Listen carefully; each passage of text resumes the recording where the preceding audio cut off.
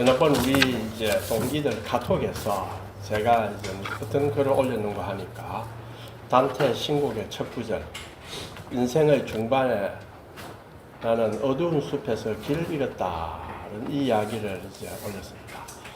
우리의 삶의 여정을 보면은 사실은 상당히 많은 부분은 생존의 여정입니다. 그 다음에 나머지 부분은 의미의 여정입니다. 의미를 찾아가자. 그런데 우리가 지금 과학기술이 발달해서 70이다 되면은 정신이 말짱합니다. 그러면 70은 의미의 여정을 충분히 살아갈 수 있는 시기입니다. 그러면 이 의미의 여정을 어떻게 살아가느냐? 제가 친구들을 살펴보면 많은 사람은 오락에 몰두합니다.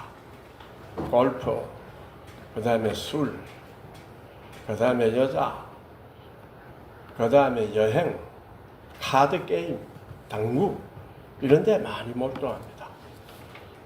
또 어떤 부류는 독서 모임을 많이 가집니다. 또 신앙인들은 과거에는 기도원에 많이 갔습니다.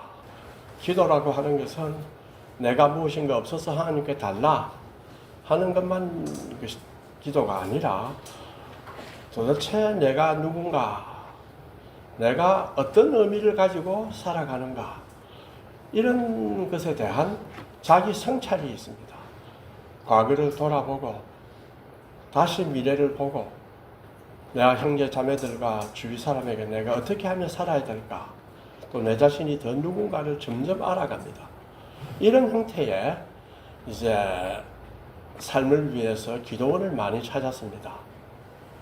그렇게 하기에는 기도원은 또한 아주 단촐하고 또 갈 때까지 육체적으로 고난이 조금 있습니다. 그러나 지금 사람들은 그 고난을 다 싫어합니다.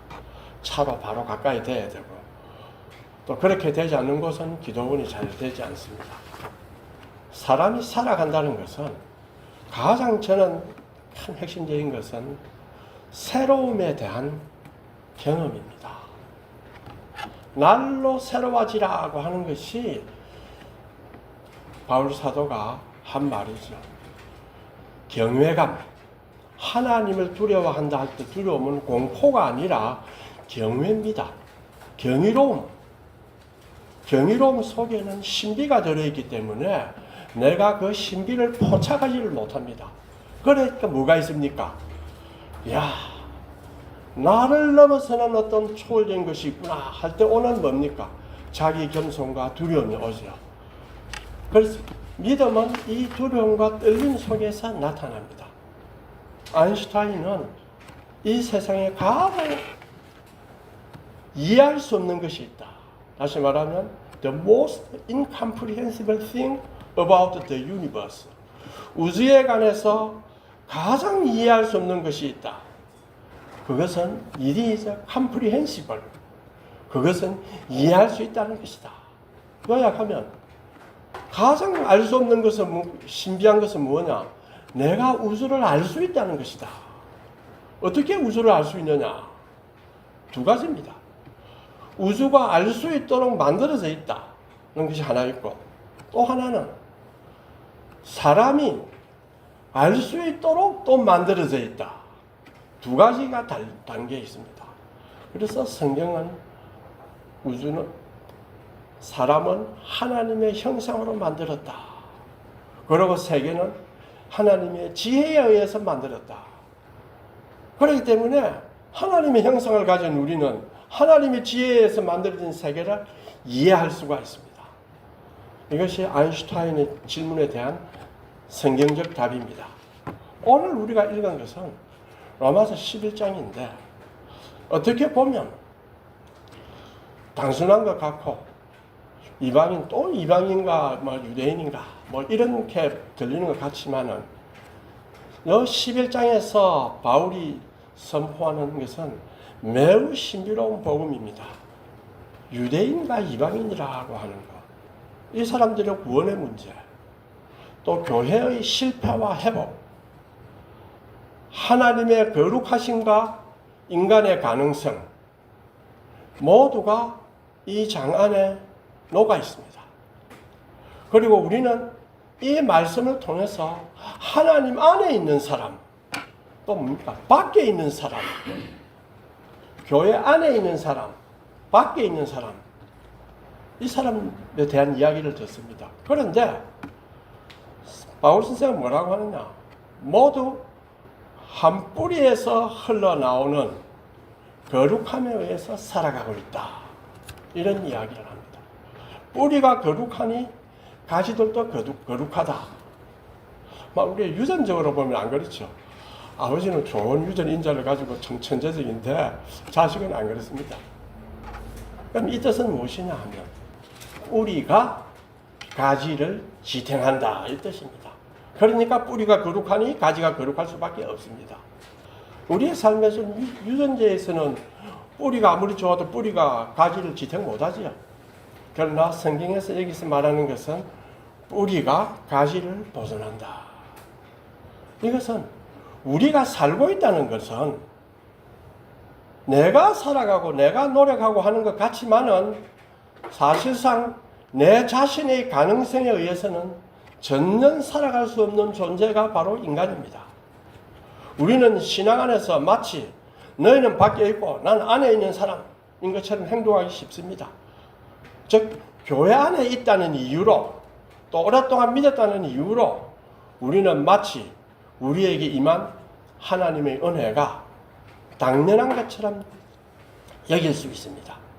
그러나 바울은 로마서 11장에서 오히려 밖에 있는 사람들을 향한 하나님의 뜻을 묻고 우리는 원래 누구냐? 밖에 있는 사람들이다. 그러니 겸손히 은혜 앞에 서야 할 사람들이다 라는 강조를 합니다. 믿음을 나무와 가지 또 뿌리 이렇게 비교하는 것은 성경 구절 여러 군데 있어요.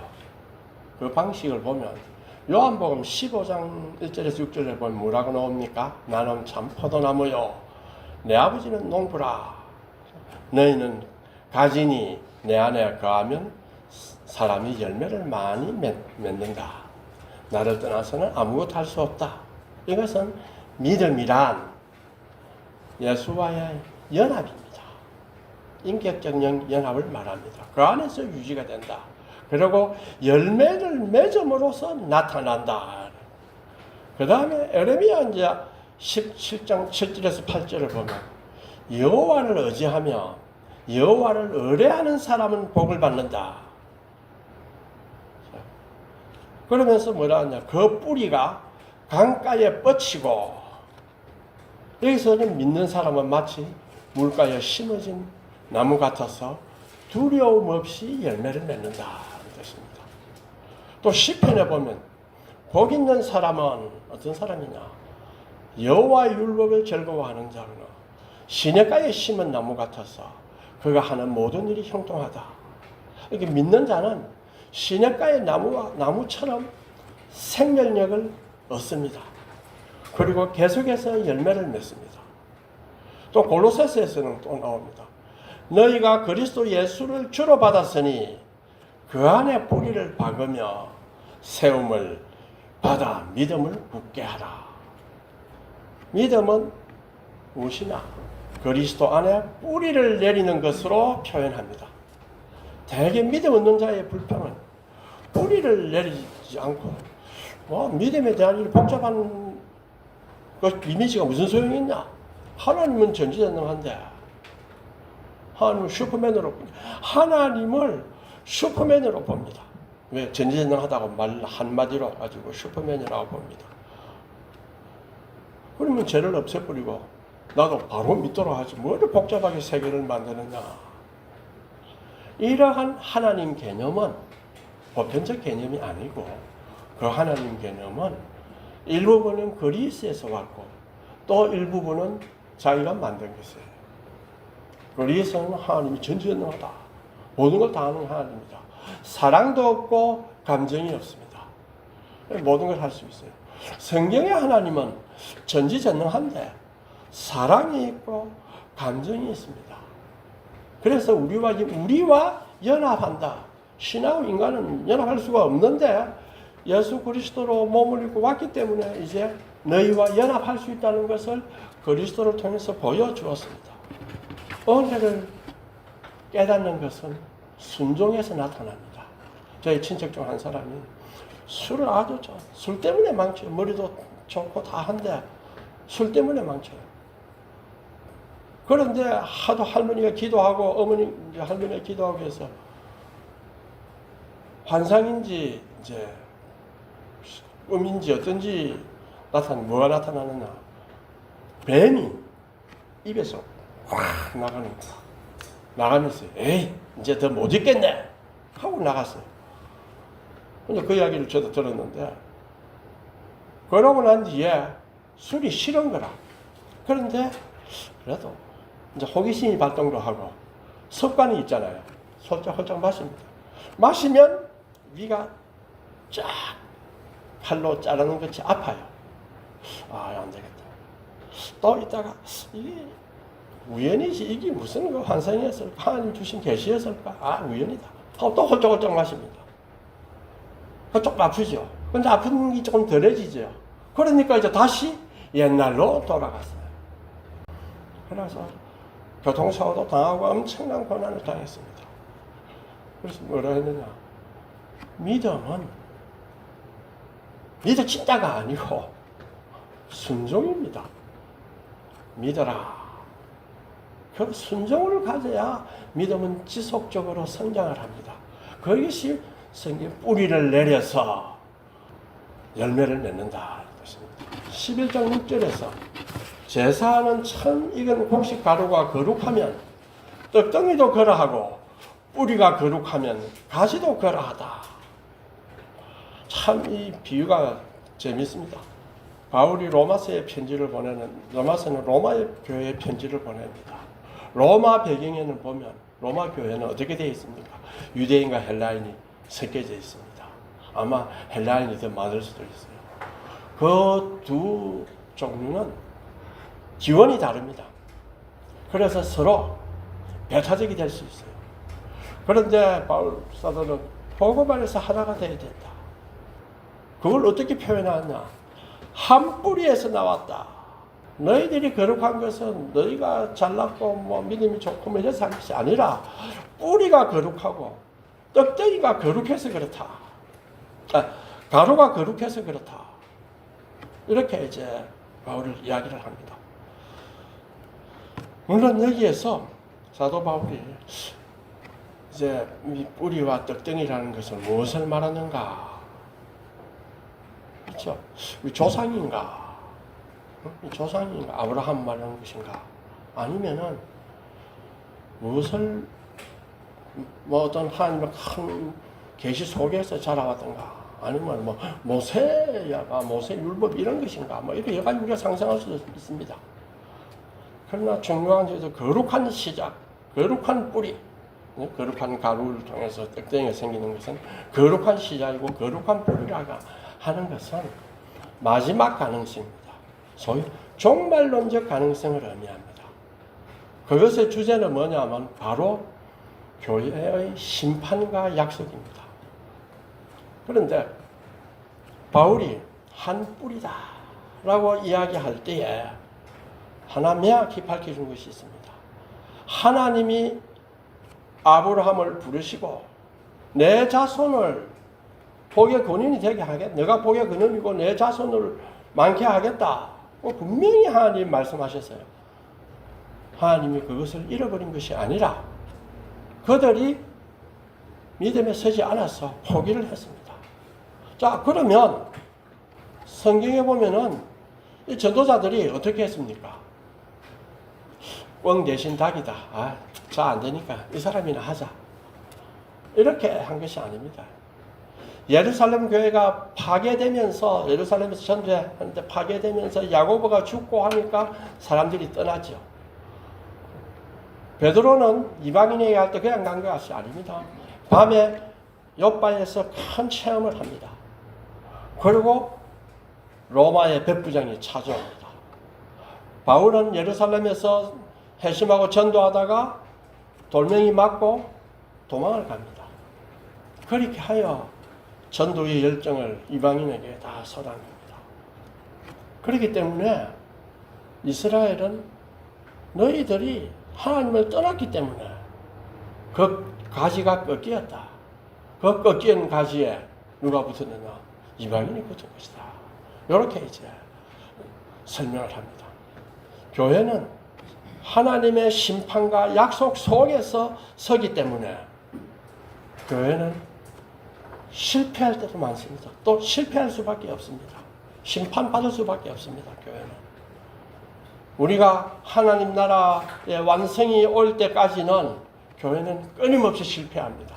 그래서 개혁자들이 개혁교회는 끊임없이 개혁되어야 된다. 소망이 없는 상황에서 소망을 갖고 있을 때에 교회는 든든히 설 수 있습니다. 그래서 아브라함이 바랄 수 없는 중에 바라고 믿었으니 내 후손이 이같으리라.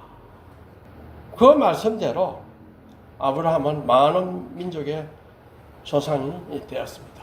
이같으리라. 바라는 수 없는 중에 바라고 믿었다. 그러면 네 자녀들도 네 후손들도 바랄 수 없는 중에 바라고 믿어라. 소망을 가지고 믿어라. 소망이 부끄럽게 아니하면 우리에게 주신 성령으로 말미암아 하나님의 사랑이 우리의 마음에 부음바 됨이라고 합니다. 5장 5절에 로마서 5장 5절에 나옵니다. 소망을 가진다는 것이 억지로 가지는 것이 아닙니다.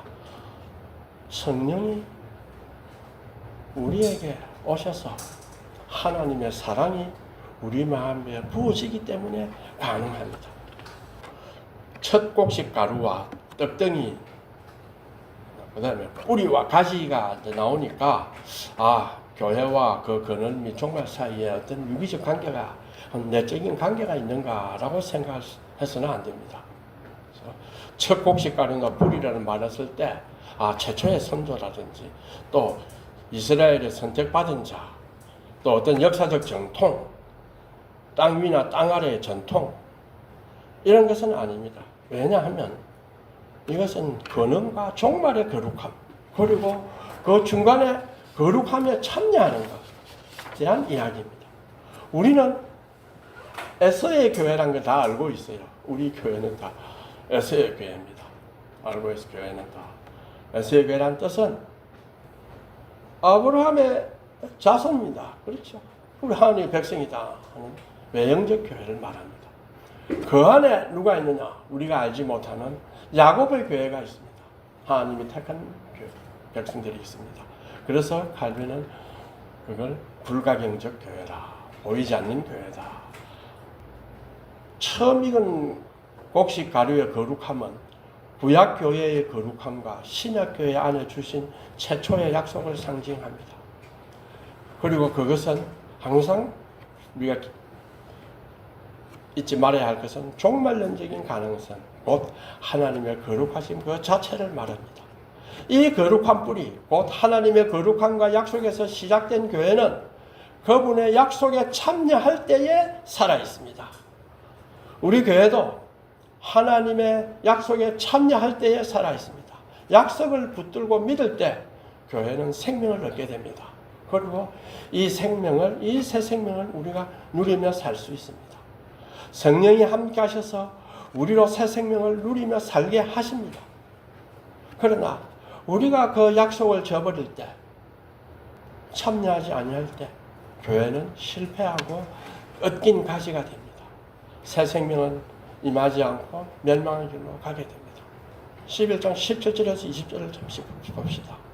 이스라엘은 본래의 가지였습니다. 그런데 많은 사람들이 믿음을 버림으로 꺾였습니다. 그래서 이방인이었던 우리를 사도 바울은 뭐라고 표현하냐면 야생 감람나무 가지다. 본래 이방인이었던 우리가 참 감람나무 뿌리에 접붙임을 받았다. 이렇게 설명을 합니다. 바울이 왜 이렇게 설명했느냐? 너희가 자격이 있어서가 아니라 오직 하나님의 은혜 때문이다 라고 하는 것입니다. 아마 거기 로마 교회 사람들을 믿는 사람들 보면 어떤 때는 예, 내가 믿으려고 하니까 믿어졌습니다. 그때 믿었습니다. 이렇게 하는 사람도 있을 거 아닙니까? 교만도 생기죠. 그래서 교회의 본질이 어떤 것인가, 너희들이 본질이 어떤 것인가를 말해줬습니다.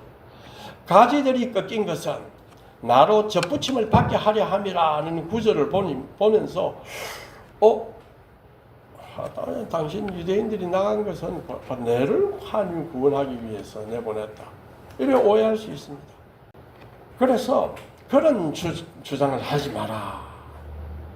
그 이야기한 것입니다. 오늘 우리에 의해 하나님과 하나님의 나라, 생명, 혹은 결단이라는 것이 이루어지고 관찰되고 파악되고 이해되고 체험되고 경험되고 또 정언되고 확정되고 전파되었습니다. 우리들에 의해서 다 전파되었습니다.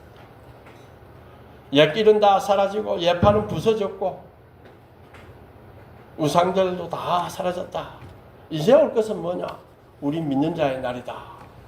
이렇게 생각지 마라라는 뜻입니다. 의기양양하게 생각지 마라.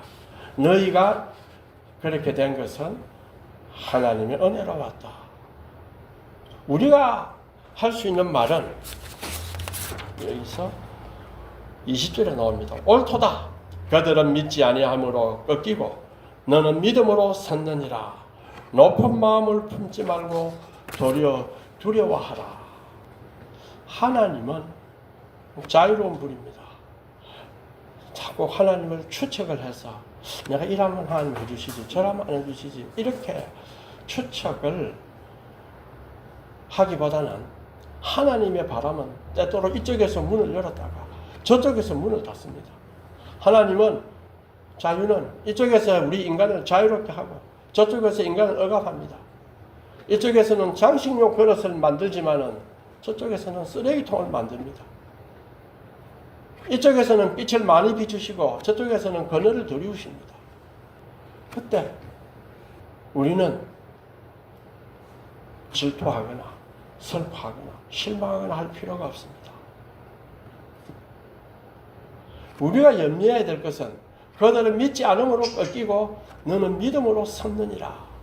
이것이 선택받은 자의 기준이고 우리는 어떤 경우에도 이 기준을 유념해야 합니다.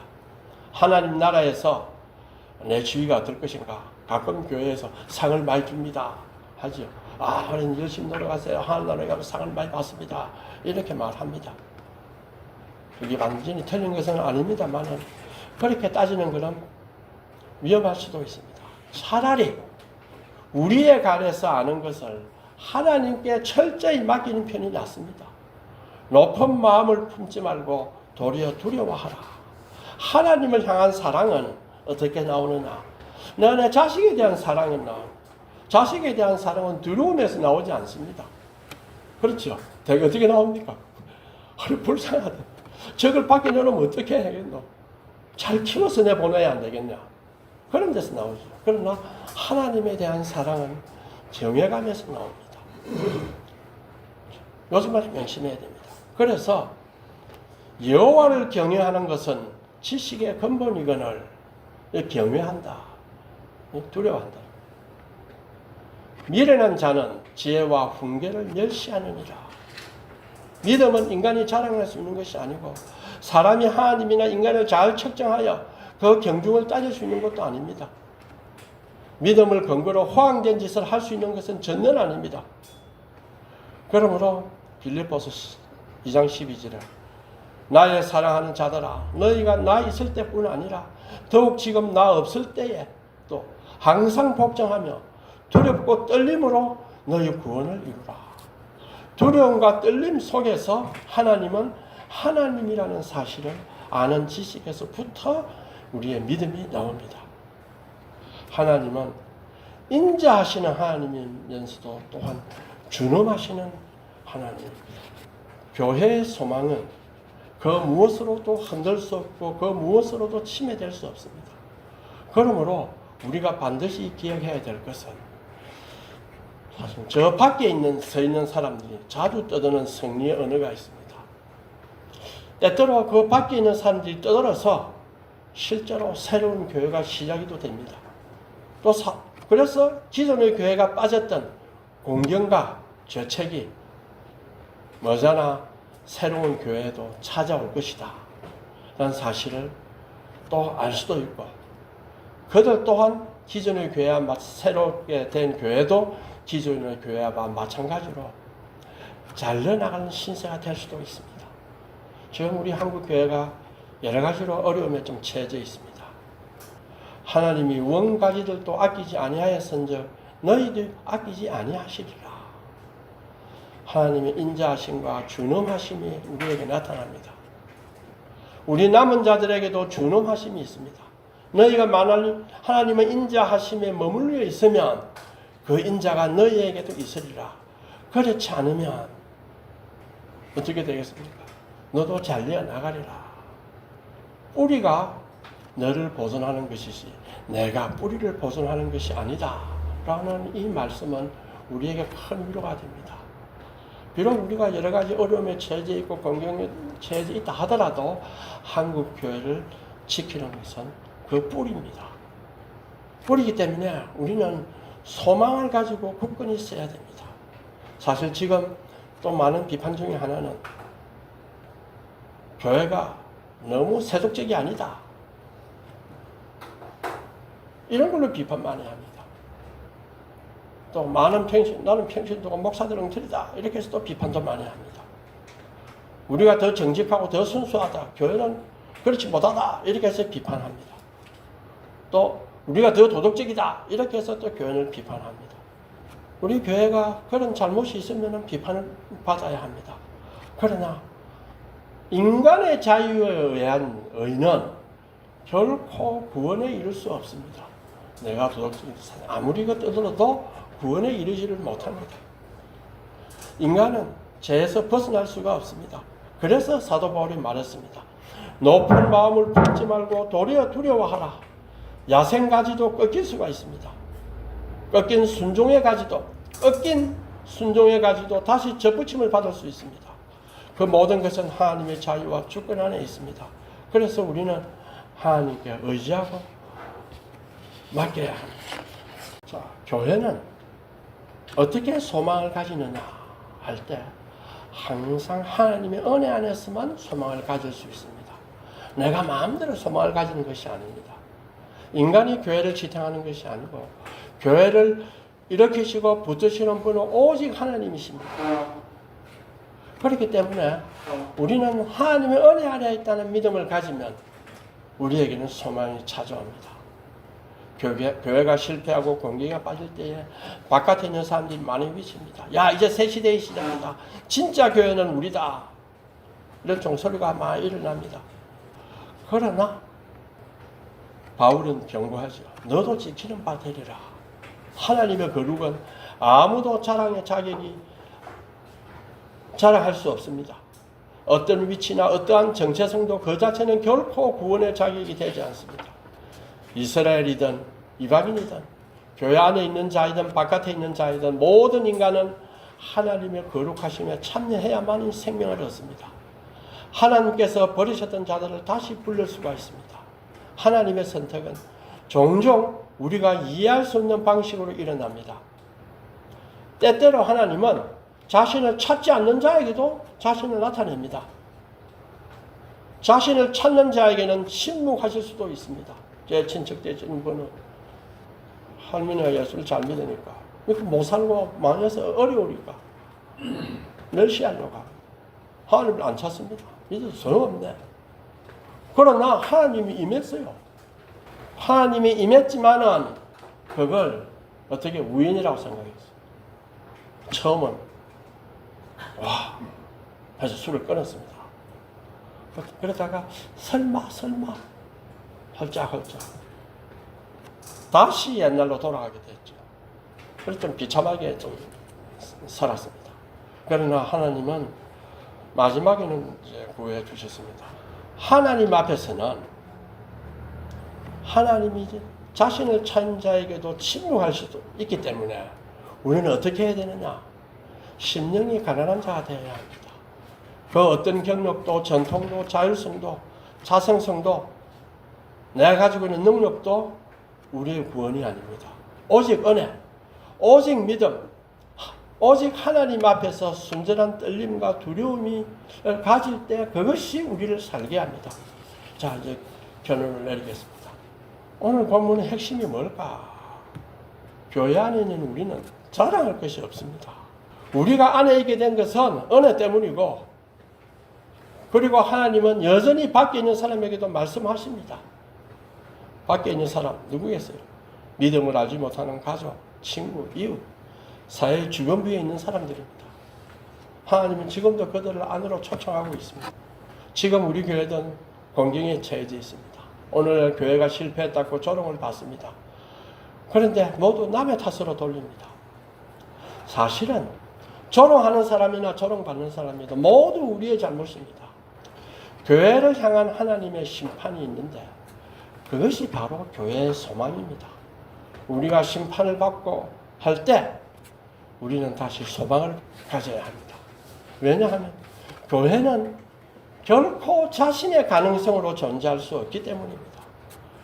교회는 뿌리에 기대해서, 곧 하나님의 거룩하심에 기대해서만 존재합니다. 밖에 있는 자든 안에 있는 자든 우리 모두는 이 뿌리로부터만 살아남을 수 있습니다.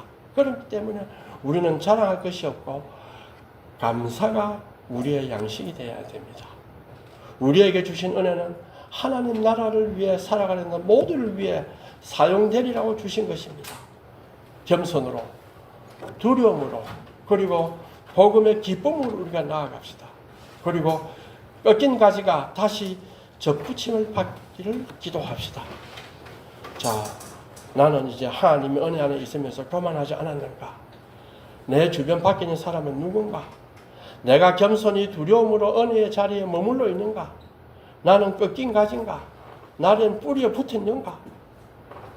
이런 것을 생각하면서 통성으로 기도하겠습니다.